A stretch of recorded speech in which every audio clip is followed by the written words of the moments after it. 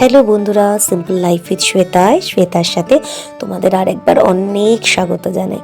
আশা করি যে যেখানেই আছো খুব ভালো আছো। আজ রান্না করছি আমি মোচার ঘন্ট। এই মোচার ঘন্টটা রান্না করা আমার কাছে খুব ইজি একটা ব্যাপার।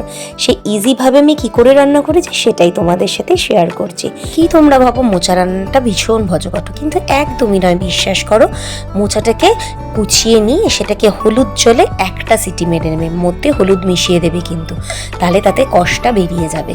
এইবারে সেটাকে জল ঝরিয়ে রেখে কড়াই দিয়ে দেবে সর্ষের তেল আর তার সাথে একটু বেশি করে ঘি।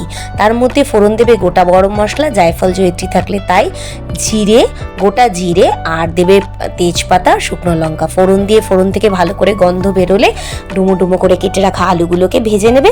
তারপরে দেবে ছোলাটা ভেজে নেওয়ার পর মোচাটা দিয়ে দেবে, দিয়ে ভালো করে কষাবে আর কি। মোচাটা ভালো করে ভাজা ভাজা হয়ে গেলে আদা, জিরে আর লঙ্কা বাটা দেবে। লঙ্কাটা তোমাদের পরিমাণ মতো দিয়ে বেটে নিয়ে ভালো করে সেই বাটা মশলাটা দিয়ে ভালো করে কষবে।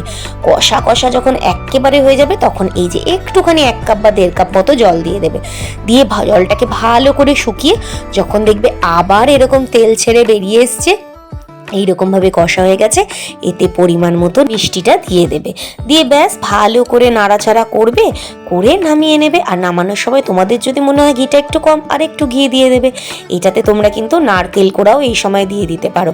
আমি তো নারকেল দিইনি, কিন্তু এইভাবে খেতেও যা ভালো লাগে না, তোমরা একটু করে দেখো। এই ছোলার বদলে তোমরা কিন্তু কাবলি ছোলাও ইউজ করতে পারো, আর চিংড়ি মাছও। আমি ওগুলোকে দিইনি, কারণ আমার ঘরে এই ছোলাটাই ভিজানো ছিল, তাই এটা একটু সেদ্ধ করে করেছি।